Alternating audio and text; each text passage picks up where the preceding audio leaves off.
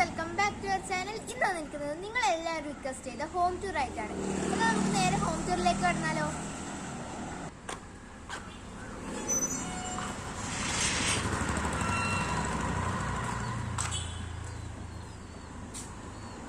ഇത് ഞാൻ വരച്ച ചിത്രമാണ് കേട്ടോ.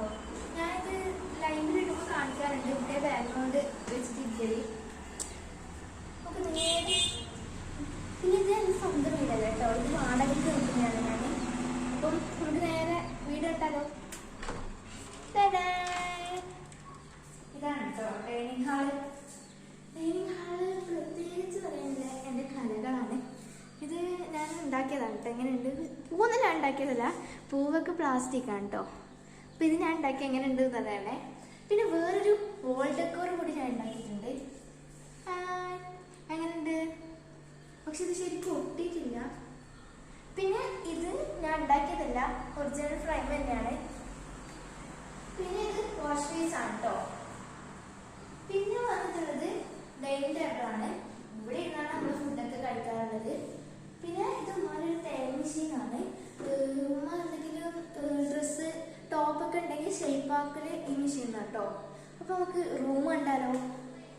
അല്ല, അതിന് മുന്നേ ഫ്രിഡ്ജ് ആയിട്ടില്ലല്ലോ. ഇവിടെ ഉണ്ടോ ഫ്രിഡ്ജ് വെക്കാറ്. ഇതിന്റെ മുകളിൽ ഞാൻ കുറച്ച് ആർട്ട് കലകൾ ഉൾപ്പെടുത്തിയിട്ടുണ്ട്. അപ്പൊ നമുക്ക് നേരെ റൂമിലേക്ക് കിടക്കാം.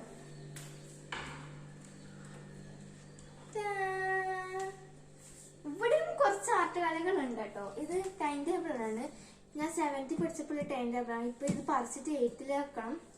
പിന്നെ ഇതെന്റെ ഫോട്ടോ, എൻ്റെ അനിയന്റെ ഫോട്ടോ. പിന്നെ ഇതാണ് കേട്ടോ എൻ്റെ ഉപ്പാപ്പയും ഉമ്മാമയും. ഇത് ഞാൻ കുറേ ട്രെൻഡിങ്ങിൽ വന്ന ഫ്രെയിമാണ്. ആകെ ഇപ്പോൾ ഒന്ന് പാളിപ്പോയി. പിന്നെ ഇത് നമ്മൾ ഒരു ടീപ്പോയാണ് കേട്ടോ. ഇവിടെ നിസ്കാരപ്പടം, ഞാനും നിസ്കരിക്കുന്ന നിസ്കാരപ്പടം, മദ്രസയിൽ കൊണ്ടുപോകുന്ന ബാഗ്, അങ്ങനത്തെ ഒക്കെ വെക്കുന്നതാണ്. പിന്നെ വന്നിട്ടുള്ളത് ഈ അലമാരയാണ്. അലമാരയിൽ ഞാനൊരു ചിത്രം വരച്ച് ട്രൈ ചെയ്ത് നോക്കിയതാണ്. എങ്ങനെയുണ്ട്? കൊള്ളാമോ? പിന്നെ വന്നത് ഇതേപോലെ ട്രോഫിയാണ് കേട്ടോ. ഇത് എൻ്റെ ഉപ്പാക്ക് ആശയെന്ന് ബ്ലഡ് ഡൊണേറ്റ് ചെയ്തിട്ട് കിട്ടിയതാണ്. പിന്നെ ബാക്കിയെല്ലാം എൻ്റെ അനിയന് ദഫിന് കിട്ടിയത്.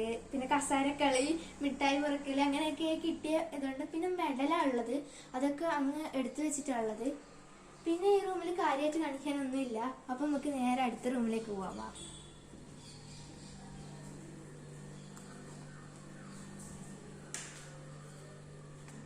ഇവിടെ ഉപ്പയും ഉമ്മയും മാത്രമേ കിടക്കാറുള്ളൂ. ഈ ബെഡ്, പിന്നെ അലമാര. ഇവിടെ അധികം എൻ്റെ ആർട്ട് കലകൾ ഇല്ലാന്ന് തോന്നുന്നു. വെറുതെ ഒന്ന് ചിത്രം വരച്ച് ട്രൈ ചെയ്ത് നോക്കിയതാ, കുളമായി പോയി. പിന്നെ സാധനങ്ങൾക്ക് ഇങ്ങ് വലിച്ച് ഇങ്ങനെ ഇതാകുന്നതുകൊണ്ട് ഞാൻ വിചാരിച്ചൊരു ഓർഗനൈസർ ഉണ്ടാക്കാം. അങ്ങനെ ഉണ്ടാക്കിയ ഓർഗനൈസറാണ് അത്. ഇതൊരു ആർട്ട് കലയായിട്ട് ഉൾപ്പെടുത്തിക്കോ. ഇനി നമുക്ക് കിച്ചൺ കാണണ്ടേ? കിച്ചൺ ആണോ? ബാത്റൂം ഇവിടെ ഉണ്ടോ. ഇതാണ് നമ്മുടെ ബാത്റൂം. പിന്നെ ലാസ്റ്റ് കിച്ചൺ.